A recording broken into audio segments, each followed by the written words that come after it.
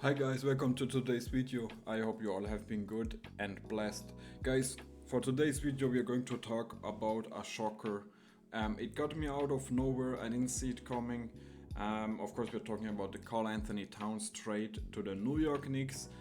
Like I said, it was a surprise for me. I was working last night and then I just checked my phone and then I saw it. First there was a couple of rumors and then I thought, this probably is not true, but today they pretty much made it official. So Karl Anthony Towns going to the New York Knicks, and Dante DiVincenzo and Julius Randle and a first round pick from my Detroit Pistons, top 13 protected I think, is going the other way to the Minnesota Timberwolves. And we are going through a small analyze and then we are just going to just talk about it. Guys, if you enjoyed this video, I would really appreciate if you could leave a like. It would help me out a lot, and let's jump right into it.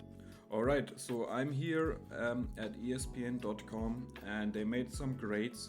So they said, of course, we have to trade New York Knicks, get center Karl Anthony Towns. I guess you can call him a center or even a power forward. So that's very interesting. We just got the news that Mitchell Robinson is going to be out for a couple of months. So then bringing in Karl Anthony Towns as center, it makes a ton of sense. And you know what, guys? I have been saying it a lot. Karl Anthony Towns and the New York Knicks, they just seem like a great match. Like, you can check my rebuilds and everything. I have said it before. I was so surprised that nobody's really talking about it, and now it's just true. There's also the Tom Thibodeau connection. Even though he backed up Julius Randle in his interviews, I saw those interviews, and he said, he's a great player. He's really looking for the team to win and everything. You just had the feeling Julius Randle and Tom Thibodeau, they don't really match perfectly. And now that you bring in Cat, a guy who worked with Tom Thibodeau for some years in Minnesota when Thibodeau was the coach of the Timberwolves.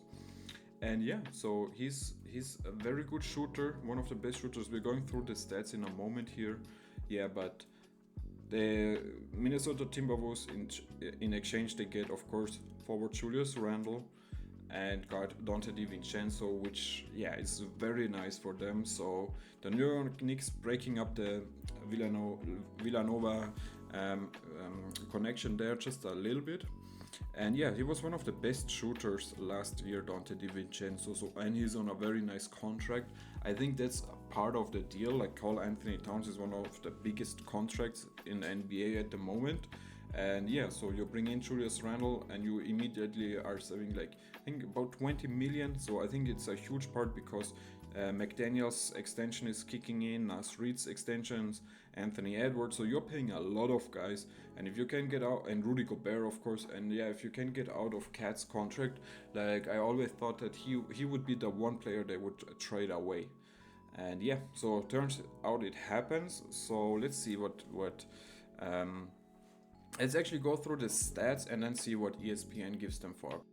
So let's start with Karl Anthony Towns. We look at the season stats 2023-2024. I hope you can see it here. So he played in 62 games, started all of them, of course, played around 33 minutes a game. Let's have a look at the points. So 21.8 points per game, 0.7 blocks, 0.7 steals, 3 assists, 8 rebounds. Solid numbers. It was not his strongest season. Let's check out his rebound numbers. When he came into the league, he was all the way up to like 10, 12 rebounds. So you would love to get this number up, especially now since Mitchell Robinson is out with injury. So you really hope that he can improve the rebounding again, put it back where it was, around 10, 11 rebounds per game. The assist number is strong. He had a very good season here. The season before that, almost 5 assists. 21 points. Shooting numbers, of course, we know the playoff is a problem for him. But the whole season he shot 41.6% from 3. So he's probably the best big man shooting shooter at the moment, or at least in the top 2 or top 3 discussion from the field. He has 50.4, so very good numbers. Career-wise, he's 52 from the field and from 3, almost 40%. So very, very good shooter, of course. And so I like it. So let's have a look at Julius Randle first. If my computer would work with me here. Yeah, it does. So of course he was injured. We know that he struggles in the playoffs, of course, but yeah, if you look at the last year, he had 46 games, about 35 minutes per game, 47% from the field, 31% from 3-point line, also 9 rebounds, 5 assists, and 24 points. So yeah, very, very good numbers. And yeah, so I think it's a W, you know. Let's have a last look at Dante DiVincenzo. Of course, he played in 81 games, so he only missed one game. Started 63 games, 29 minutes a game. He shot from the field 44%, from 3-point line 40%.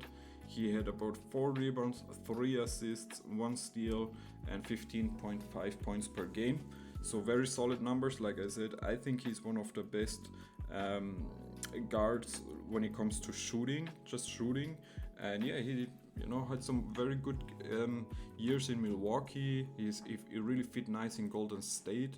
So all 3 players we are talking about, of course, are very good players.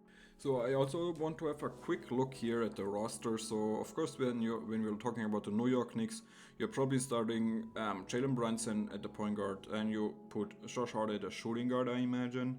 Small forward Mikal Bridges, power forward OG Anunoby, and then your center is of course Karl Anthony Towns. Now when Robinson comes back, I think they want to start him as a center, and then you put probably Cat at the power forward position, Anunoby small forward, Mikal Bridges shooting guard, and Brunson at the point. And yeah, you move Josh Hart to a 6-man. Of course, with Tom Thibodeau, we all know what that means. You're still going to get a lot of minutes. Yeah, or you could even slide a Miles McBride maybe into the starting lineup. So I like that, you know. It's really interesting. Like the 2-man game with Brunson and Karl Anthony Towns is going to be elite. Of course, we know that. It's going to be a lot of pick and pops. And yeah, a lot of fun, you know. Like for me, it really comes down for the rebounding. I hope Cat can get his numbers up there again to become your starting center. He did play the power forward position next to Rudy Gobert, so that's one of the reasons why his numbers dropped.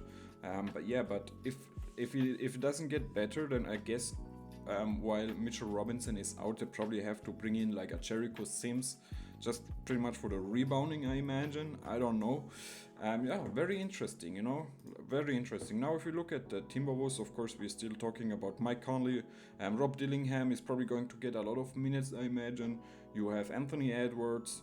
You have, of course, Jaden McDaniels and Julius Randle and Rudy Gobert. So, and then a 6-man, you have a very good Nas Reed and Dante DiVincenzo. So their bench is getting very strong with this move as well. Because they also have Leonard Miller who looks promising. They did sign Joe Ingles on a minimum. Luke Garza maybe can do something. And like I said, Rob Dillingham and of course Nickeil Alexander-Walker. So you're having a very nice full rotation in my opinion. So yeah, I just really don't know, man. I think it's a win-win trade, you know. It just makes too much sense. And like I said, I always wanted to see Cat in a Knicks uniform in a big market team, and yeah, it's perfectly. So let's have a look at the article here. So ESPN gives Minnesota a B+, and they also say because of financial reasons. But of course, they're also losing a very good player. So I think a B+. Yeah, I don't know what Julius Randle is going to do. I mean, him next to Rudy Gobert sounds interesting, so Gobert can really focus on the defense and Randle can just shoot, you know. And yeah, like Randle gets a lot of criticism. He was always in trade rumors, but you know, he's an all-star. He made the All-NBA team a couple of years ago, so don't sleep on him, to be honest, man. And let's see, New York Knicks, they get only a B, okay. Yeah, of course. I mean, they did lose Isaiah Hartenstein, but you know, and Mitchell Robinson. Yeah, it's just all about injuries. They do still have Precious Achiuwa and Jericho Sims. It just sucks that they kind of have to give out Dante DiVincenzo. I'm sure they would have loved to keep him, but yeah, you can't just do Randall for Cat straight up. So they had to give some more stuff, and Dante DiVincenzo is going to hurt them. On the other side, the draft pick, you know, it's from Detroit Pistons, top 13 protected. So yeah, It's not a big deal in my opinion.